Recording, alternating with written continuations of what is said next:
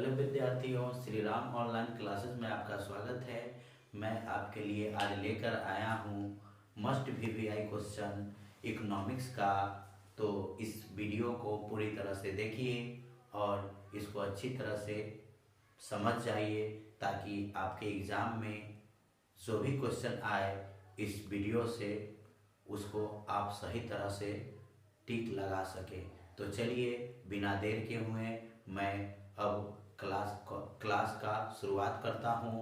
तो चलिए शुरू करते हैं।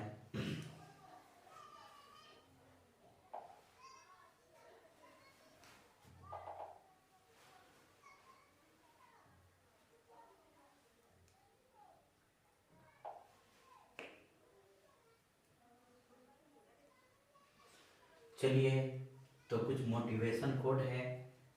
आपको पता है कड़ी मेहनत की आवाज़ होती है, वह शब्दों की आवाज़ से ज़्यादा होती है। कहने का तात्पर्य है कि कड़ी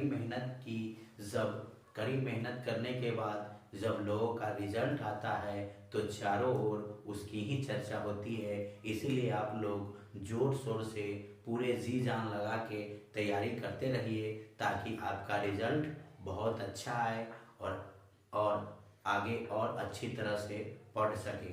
तो चलिए इसी के साथ मैं शुरुआत करता हूँ।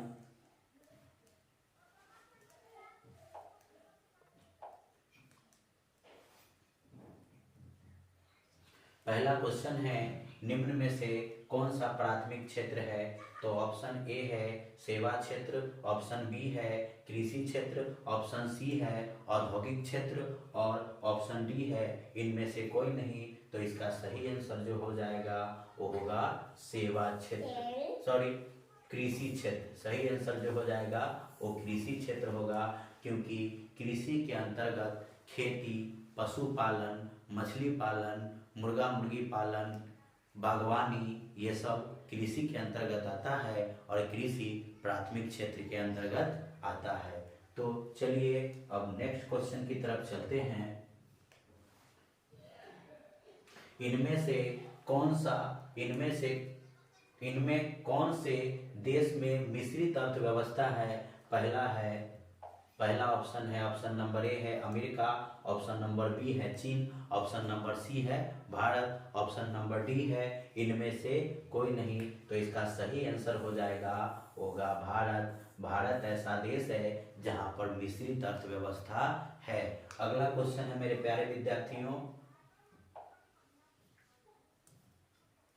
अगला क्वेश्चन है, भारत में योजना आयोग का गठन कब किया गया था?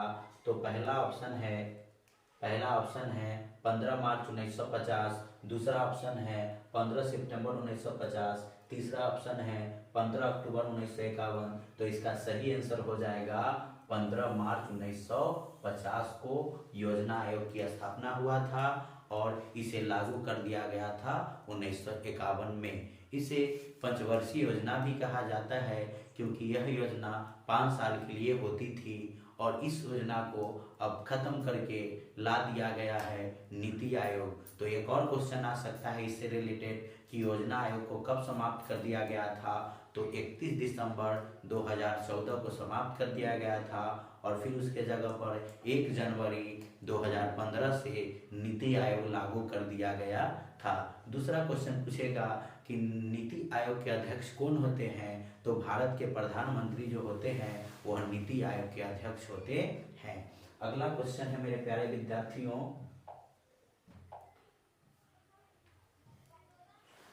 जिस देश का राष्ट्रीय आय अधिक होता है वह देश कहलाता है। मतलब जिस देश का राष्ट्रीय आय अधिक होता है वह देश क्या कहलाता है? तो ऑप्शन नंबर ए है अविकसित, ऑप्शन नंबर बी है विकसित, ऑप्शन नंबर सी है अर्धविकसित, ऑप्शन नंबर डी है इनमें से कोई नहीं। तो इसका सही आंसर हो जाएगा वो होगा विकसित। क्या हो जाएगा? विकसित हो जाएगा। अगला क्वेश्चन है, इनमें से किसे पिछड़ा, सॉरी यहाँ पर गलती हो गया है कुछ, पिछड़ा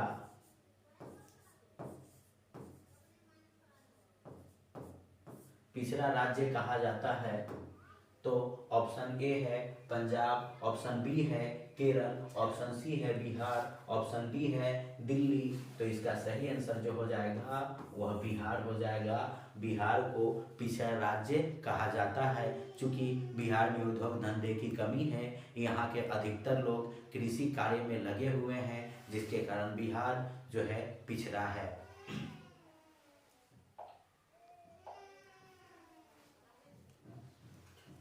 भारत में वित्तीय वर्ष कहा जाता है, मतलब भारत में वित्तीय वर्ष की जो शुरुआत होती है वो कब से कब तक होती है, कब से कब तक रहती है। तो पहला ऑप्शन है 1 जनवरी से 31 दिसंबर, दूसरा है 1 जुलाई से 30 जून तक, तीसरा ऑप्शन है 1 अप्रैल से 31 मार्च तक, चौथा ऑप्शन है 1 सितंबर से 31 अगस्त तक। तो इसका सही आंसर हो जाएगा 1 अप्रैल से 31 मार्च तक भारत का वित्तीय वर्ष कहा जाता है। तो इस वीडियो को इसी तरह से देखते रहिए और बढ़िया से ध्यान लगा के देखिए ताकि आपको पूरी तरह से समझ में आ जाए। और ये जितना भी क्वेश्चन है ये VVI क्वेश्चन है, मस्ट इम्पोर्टेंट क्वेश्चन है, लगभग हमेशा ये क्वेश्चन पूछा ही जाता है। अगला क्वेश्चन है भारत में किस राज्य का प्रति व्यक्ति आय सर्वाधिक है। पहला ऑप्शन है बिहार, दूसरा ऑप्शन है पंजाब, तीसरा है हरियाणा, चौथा है गोवा। तो गोवा का जो प्रति व्यक्ति आय है सभी राज्य से अच्छा है, क्योंकि गोवा जो है भारत का छोटा राज्य होते हुए भी यहाँ की प्रति व्यक्ति आय अधिक है। इसका पहला कारण है कि यहाँ पर पर्यटक लोग ज़्यादा आते हैं, जिसके कारण यहाँ के लोगों की आमदनी अच्छी होती है।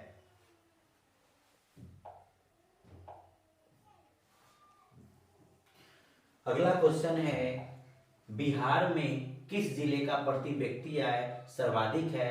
पहला ऑप्शन है पटना, दूसरा है गया, तीसरा है शिवहर, चौथा है नालंदा।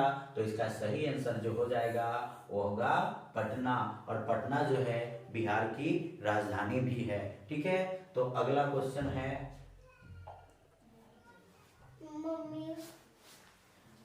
गैर संस्थागत वित्त प्रदान करने वाला सबसे लोकप्रिय साधन है, मतलब गैर संसाधन कर्ज प्रदान करने वाला सबसे लोकप्रिय साधन कौन सा है।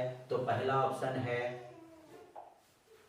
देसी बैंकर, दूसरा है महाजन, तीसरा है व्यापारी, चौथा है सहकारी बैंक। तो इसका सही आंसर हो जाएगा विद्यार्थियों वो होगा महाजन। महाजन जो है सबसे लोकप्रिय माना जाता है क्योंकि इसमें किसी भी प्रकार की कागजात की जरूरी नहीं होती है। लोग जब जाते हैं उनको पैसे मिल जाता है, सिर्फ उनका साख अच्छा होना चाहिए, विश्वास अच्छा होना चाहिए उन पर बस।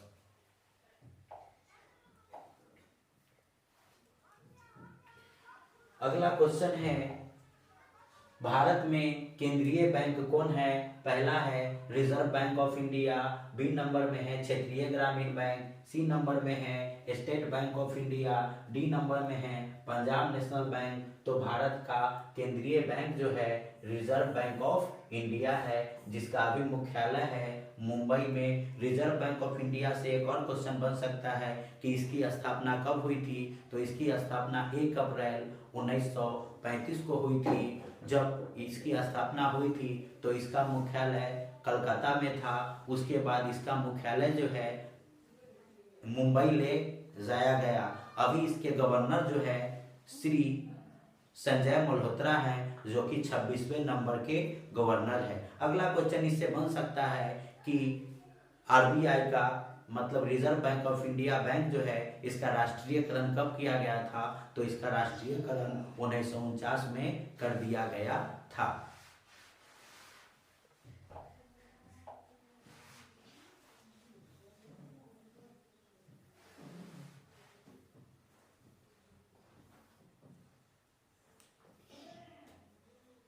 अगला क्वेश्चन है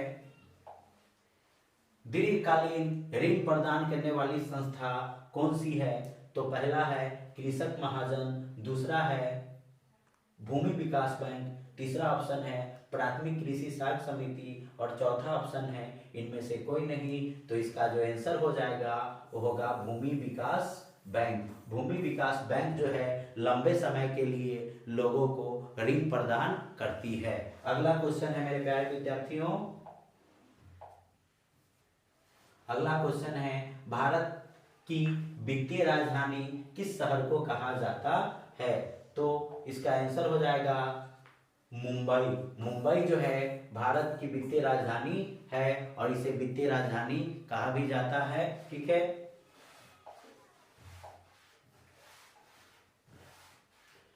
उसके बाद है व्यावसायिक बैंकों का राष्ट्रीयकरण कब किया गया था?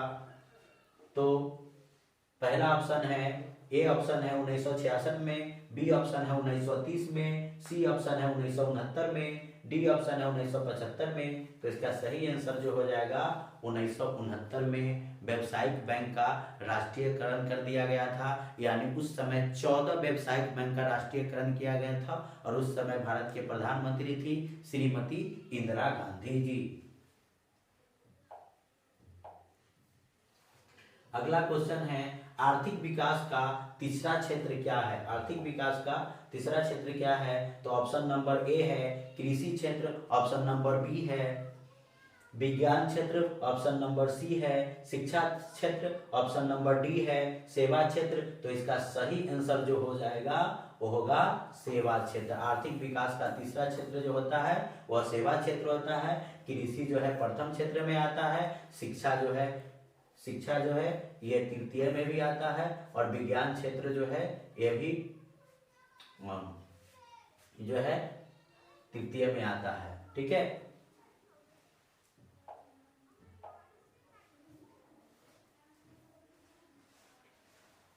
अगला क्वेश्चन है कौन बीमारू राज्य नहीं है? मतलब कौन सा राज्य जो है बीमारू नहीं है, आर्थिक दृष्टि से पिछड़ा नहीं है? तो ऑप्शन ए है बिहार, ऑप्शन बी है मध्य प्रदेश, ऑप्शन सी है कर्नाटक, ऑप्शन डी है उड़ीसा। तो इसका सही आंसर हो जाएगा वो होगा कर्नाटक।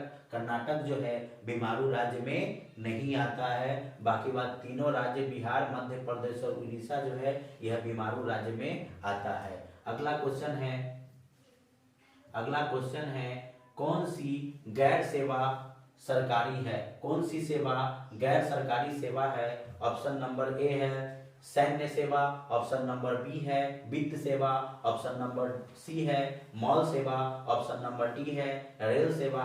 तो इसका सही आंसर जो होगा मॉल सेवा। मॉल सेवा जो है गैर सरकारी सेवा है। बाकी बात रेल सेवा, वित्त सेवा और सैन्य सेवा ये तीनों जो है सरकारी सेवा है।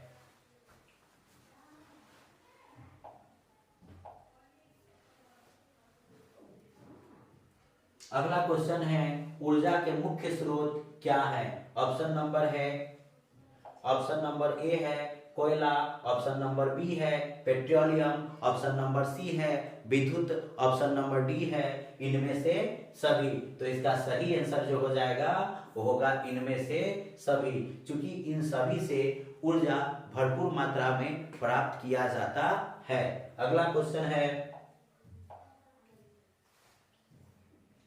नई आर्थिक नीति में किसे सम्मिलित किया गया है? नई आर्थिक नीति में किसे सम्मिलित किया गया है? ऑप्शन नंबर ए है उदारीकरण, ऑप्शन नंबर बी है निजीकरण, ऑप्शन नंबर सी है वैश्वीकरण। तो इसका सही आंसर ऑप्शन नंबर डी है उपयुक्त में से सभी। तो इसका सही आंसर जो होगा उपयुक्त में से सभी हो जाएगा। ठीक है, अगला क्वेश्चन हो जाएगा वैश्वीकरण के मुख्य कितने अंग होते हैं? वैश्वीकरण के मुख्य कितने अंग होते हैं?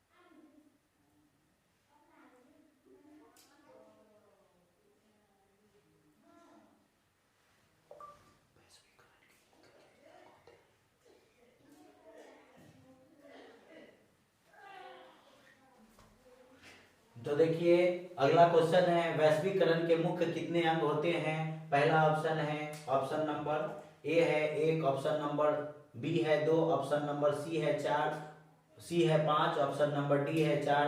तो इसका सही आंसर हो जाएगा 4। वैश्वीकरण के कितने अंग होते हैं? तो 4 अंग होते हैं।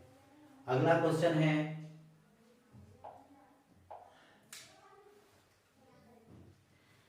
इनमें से कौन बहुराष्ट्रीय कंपनी है? इनमें से कौन से जो है बहुराष्ट्रीय कंपनी है? तो बहुराष्ट्रीय कंपनी किसे कहते हैं? तो ऐसी कंपनी जो एक से अधिक देशों में व्यापार करती है उसे बहुराष्ट्रीय कंपनी कहती है। तो चलिए ऑप्शन में देखते हैं। ए नंबर में है फोर्ड मोटर्स, बी नंबर में है सैमसंग, सी नंबर में है कोका कोला, डी नंबर में इनमें से सभी। तो इसका सही आंसर हो जाएगा इनमें से सभी। इनमें से सभी इनमें से सभी कंपनियां जो है एक से अधिक देशों में व्यापार करती है। अगला क्वेश्चन है, उपभोक्ता अधिकार दिवस कब मनाया जाता है? ऑप्शन नंबर ए है 17 मार्च, ऑप्शन नंबर बी है 15 मार्च, ऑप्शन नंबर सी है 19 मार्च, ऑप्शन नंबर डी है 22 मार्च। तो इसका सही आंसर होगा 15 मार्च। 15 मार्च को उपभोक्ता अधिकार दिवस मनाया जाता है।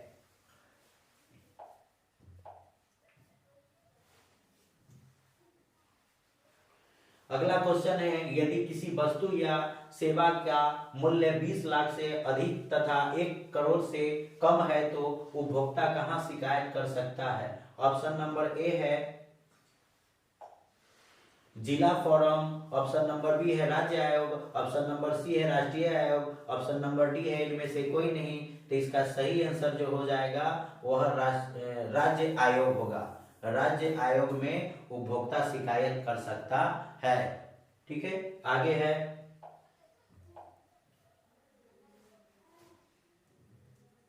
अगला क्वेश्चन है, WTO मतलब विश्व व्यापार संगठन, वर्ल्ड ट्रेड ऑर्गेनाइजेशन की स्थापना किस वर्ष की गई थी? ऑप्शन नंबर ए है 1995, ऑप्शन नंबर बी है 1994, ऑप्शन नंबर सी है 1996, ऑप्शन नंबर डी है इनमें से कोई नहीं। तो इसका सही आंसर जो हो जाएगा 1995 हो जाएगा। 1995 में WTO की स्थापना की गई थी।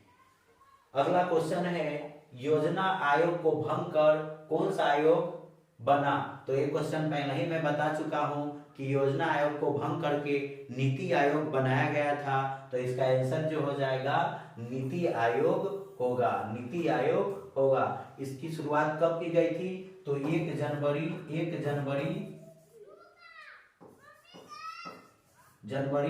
2015 को नीति आयोग की शुरुआत किया गया था।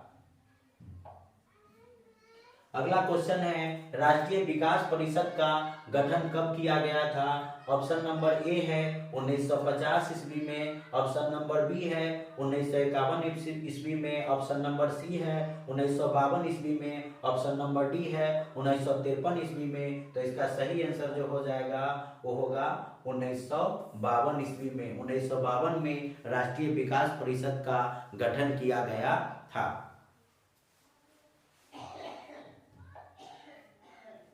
अगला क्वेश्चन है, भारत की राष्ट्रीय आय का सर्वप्रथम अनुमान किसने लगाया था?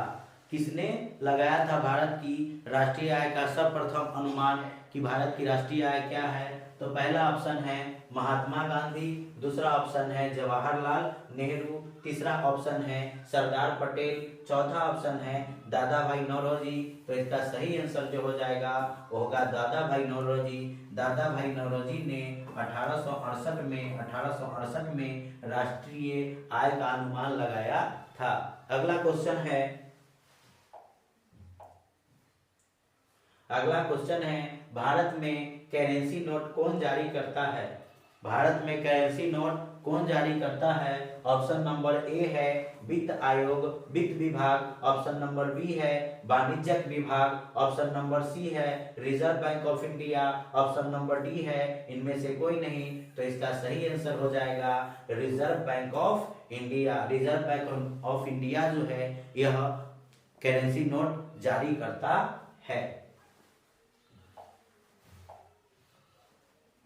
अगला क्वेश्चन है, भारत में ₹1 का नोट कौन जारी करता है? ऑप्शन नंबर ए है भारतीय reserve bank, option number B है Central Bank of India, option number C है वित्त विभाग, ऑप्शन नंबर डी है स्टेट बैंक ऑफ इंडिया। तो ऑप्शन नंबर सी इसका सही हो जाएगा। वित्त विभाग जो है भारत में ₹1 का नोट जारी करता है। 29 नंबर क्वेश्चन कह रहा है कि निम्नलिखित में कौन से छोटे पैमाने के उद्योग हैं? छोटे पैमाने का कहने का मतलब बहुत छोटा स्तर पर जो घर पर भी चलाया जा सकता है। ऑप्शन नंबर ए है चीनी उद्योग, ऑप्शन नंबर बी है कागज उद्योग, ऑप्शन नंबर सी है खिलौना उद्योग, ऑप्शन नंबर डी है विद्युत उपकरण। तो इसका सही उत्तर हो जाएगा खिलौना उद्योग होगा। यह घर पर भी संचालित किया जा सकता है। अगला क्वेश्चन है भारत में उपभोक्ता संरक्षण अधिनियम की घोषणा कब हुई? तो इसका आंसर हो जाएगा 1986 में। उपभोक्ता संरक्षण अधिनियम की घोषणा 1986 में की गई।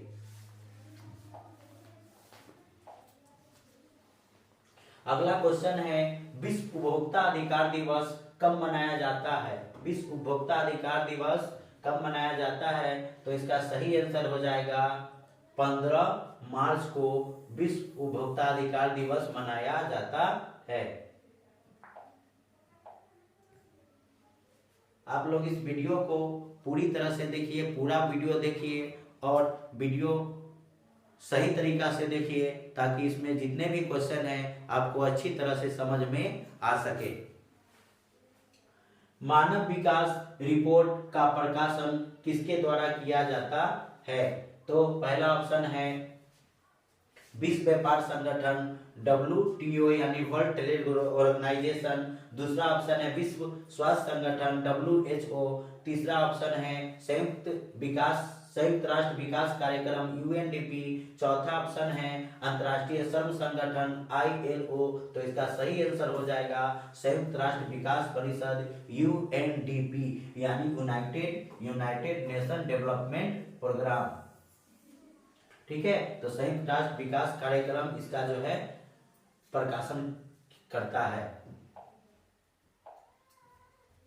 अगला क्वेश्चन है गरीबी रेखा निर्धारण का कैलोरी मापदंड किसने दिया था?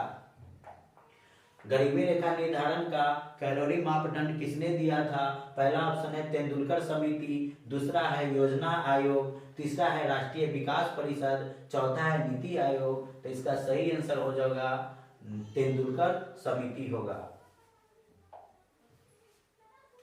अगला क्वेश्चन कह रहा है द्वितीय क्षेत्र को किस नाम से जाना जाता है? ऑप्शन नंबर ए है कृषि क्षेत्र, ऑप्शन नंबर बी है औद्योगिक क्षेत्र, ऑप्शन नंबर सी है सेवा क्षेत्र, ऑप्शन नंबर डी है इनमें से सभी। तो इसका सही आंसर जो हो जाएगा औद्योगिक क्षेत्र होगा। औद्योगिक क्षेत्र जो है ये द्वितीय क्षेत्र में आता है।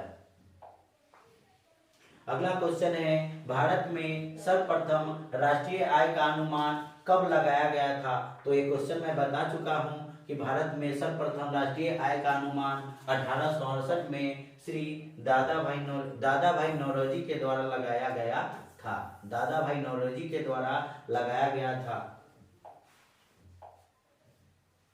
अगला है आय और उपभोग में अंतर क्या कहलाता है? आय और उपभोग में अंतर क्या कहलाता है? मतलब आय जो हम कमा के अर्जित करते हैं और उपभोग जिसको हम उपभोग कर देते हैं मतलब खर्च कर देते हैं और उससे जो बचता है उसको हम क्या कहते हैं? तो उसको कहते हैं बचत। क्या कहते हैं? बचत। आय और उपभोग में अंतर को बचत कहते हैं।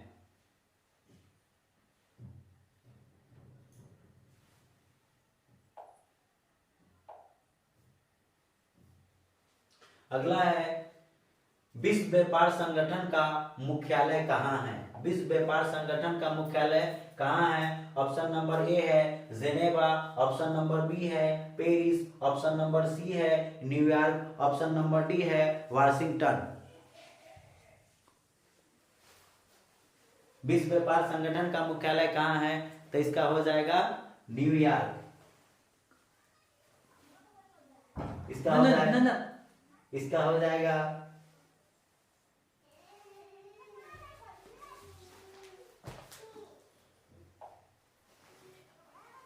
इसका होगा जेनेवा। जेनेवा में जो है विश्व व्यापार संगठन का मुख्यालय है। अगला क्वेश्चन है, भारत विश्व व्यापार संगठन का सदस्य कब बना? ऑप्शन नंबर ए है 1995, ऑप्शन नंबर बी है 1996, ऑप्शन नंबर सी है 1998, ऑप्शन नंबर डी है 1999। तो इसका सही आंसर जो हो जाएगा 1995। 1995 में विश्व व्यापार संगठन का स्थापना हुआ था और उसी साल भारत भी इसका सदस्य बन गया था।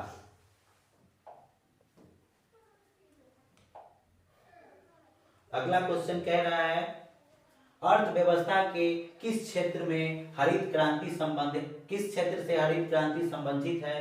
तो इसका आंसर जो होगा प्राथमिक क्षेत्र। क्योंकि प्राथमिक क्षेत्र से ही हरित क्रांति का संबंध है। प्राथमिक क्षेत्र कृषि क्षेत्र को कहा जाता है। अगला क्वेश्चन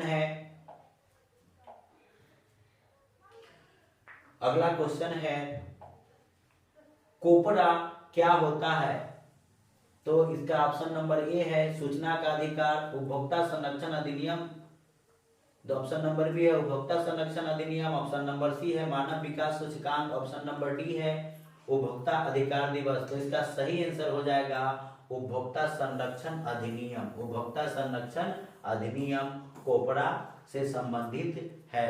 तो मेरे प्यारे विद्यार्थियों, आप लोग इसी तरह इस वीडियो को देखते रहिए और सही तरीका से देखिए, ताकि जितना भी क्वेश्चन आप देखें वो सीधा आपको समझ में आ जाए और एग्जाम में जाए। अगर एग्जाम में ऐसा क्वेश्चन आए तो आप उसको सही तरीका से टिक लगा सकें। अगला क्वेश्चन है, कृषि उत्पादों के मानकीकरण के लिए किस मानक का प्रयोग किया जाता है?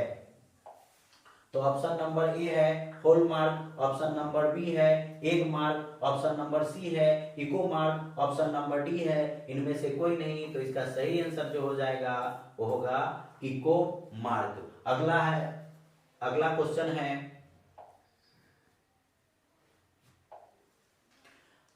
स्वर्ण आभूषणों की परिशुद्धता को सुनिश्चित करने के लिए किस मान्यता प्राप्त चिन्ह का होना आवश्यक है?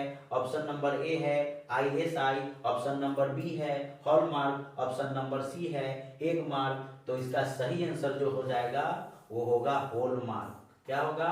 हॉलमार्क। हॉलमार्क इसका सही आंसर होगा। तो इस तरह आज मैं मात्र 42 क्वेश्चन लेके आया था। मैं अगली वीडियो में इससे और ज्यादा क्वेश्चन लेके आऊंगा और अलग अलग विषय के क्वेश्चन लेके आऊंगा। आप लोग इस चैनल को सब्सक्राइब कर लीजिए और इस वीडियो को लाइक कर दीजिए, ताकि जब भी वीडियो आए आपको तुरंत नोटिफिकेशन मिल जाए और आप उस वीडियो को अच्छे तरह से देख सके। तो धन्यवाद। आज का क्लास यही समाप्त होता है। फिर मिलेंगे हम लोग अगली वीडियो में।